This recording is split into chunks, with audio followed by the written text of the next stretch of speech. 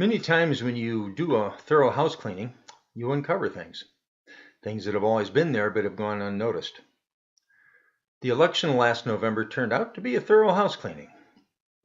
And in the month since Donald Trump has been elected to be our next president, the American left is showing itself for what it really is. And I think it's safe to say that the term liberal is no longer a proper adjective to use in connection with the American left.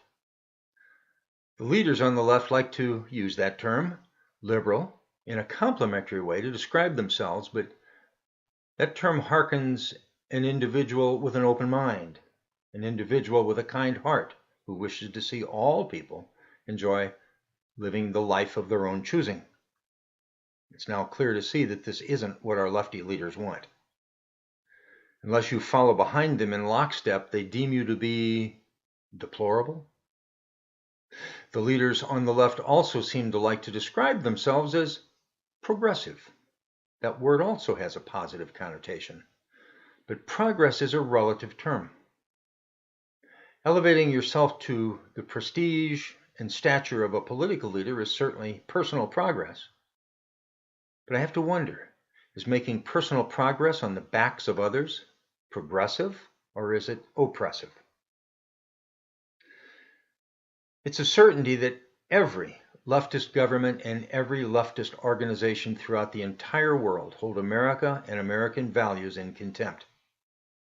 Based on their behavior since our election, it appears that the American left is no different from that. We have privileged young college students acting like crybabies because working Americans rejected socialism.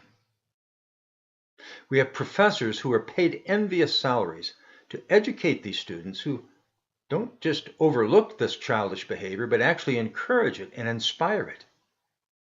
And we have what appears to be nearly the entire entertainment industry throwing a temper tantrum. One of these experts in the art of make-believe actually expressed her wish for martial law to prevent the inauguration of Donald Trump. She seems to think a military coup is a good idea, and her contemporaries, for the most part, are just nodding their heads. Of course, we have the surviving Democrats in the political arena who are appalled that the knuckle-dragging, toothless masses have rejected their chronically corrupt, serial-lying candidate, Hillary Clinton. They're in a frenzy to find blame. It must be the Russians. It's fake news. Yes, it's fake news. Oh, it's the antiquated electoral college. And the list goes on and on and on. Anything they can find. There's really only two things that I've not heard them try to blame. One is global climate change. And I'm sure we're going to hear that theory very soon. After all, it's climate change that created ISIS. And it's the main reason for poverty, crime, illiteracy, and tooth decay. And I'm sure they're going to soon realize that it's probably what just cost them the election. The only other place that they can't find blame, of course, is within themselves.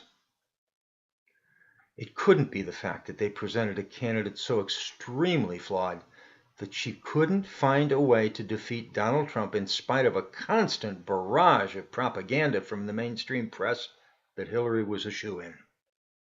In spite of the fact that Trump's bull in the China shop style alienated thousands. No. It couldn't be the fact that Hillary was a bad candidate.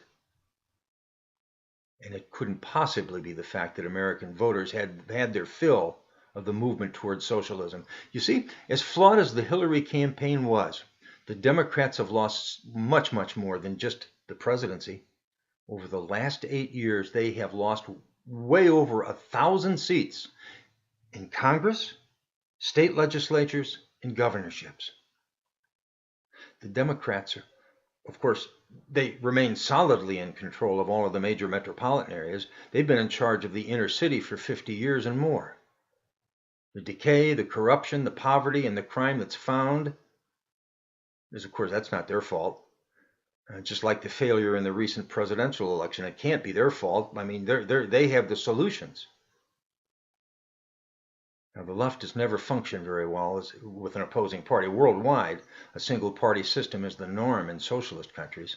Here in the United States, the left has eliminated opposition in the cities. And you can easily see that they have a desire to accomplish this same thing elsewhere.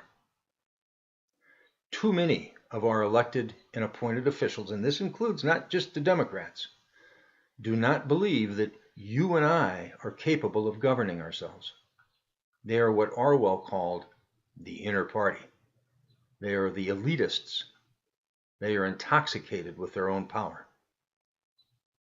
Too many journalists agree with them. These commentators feel that they can and must influence the way that you think. They are the enlightened ones. You are simply the proletariat. You need them to tell you how to live your life. Too many college professors have simply read about it in a book. They've accomplished little or nothing outside the artificially structured world of academia. They're impressed with their own brilliance and can see how well socialism works on paper. And rather than teach students to think for themselves, these so-called educators find it to be their calling to simply shape the minds of impressionable young people to become part of the socialist Marxist revolution. Journalists, educators, Hollywood, they're what Orwell called the outer party. They're what Stalin called useful idiots. They are all working hard to convince you to hate America, to hate the founding fathers, to hate the Constitution, to hate the framers of the Constitution, and to hate everything America has been. They are relentless in pointing out the mistakes, the flaws, and the growing pains that this extraordinary nation has experienced over the last 250 years. They damn us over slavery, but they fail to point out that this is the one and only nation in the history of mankind to fight a war, and a civil war at that, to end slavery. They tell us that we are heartless for not allowing illegal immigrants to stay here and share in our prosperity. Yet if we attempt to export our culture and industry to those impoverished nations, then we're evil imperialists. This isn't going to end. I'm ready for a relentless attack from the left on all things Trump for the foreseeable future. Trump has yet to be inaugurated, but the markets are already reacting in a positive way. The press is strangely silent about the motivation for a surging stock market and for several large manufacturers announcing domestic expansion. This may have as much to do with the exit of the socialist Obama as it is with the election of Trump. But I'm sure part of it is that industry is looking at Trump and the cabinet choices he is making as being men and women of achievement. Men and women who truly understand how to get things done. Men and women who have done more than just read about it in a book, like the whole Obama team. I don't expect everything to be perfect. I am certain that there will be things that go wrong under Trump. Now let's keep in mind that for the last 8 years, our elite press corps has told us that a lot of the things that have gone wrong under Obama have really been Bush's fault. I'm wondering, when something doesn't work out for Trump, is it fair to say that it's Obama's fault? Just asking. Hope to see you again soon. Thanks for watching.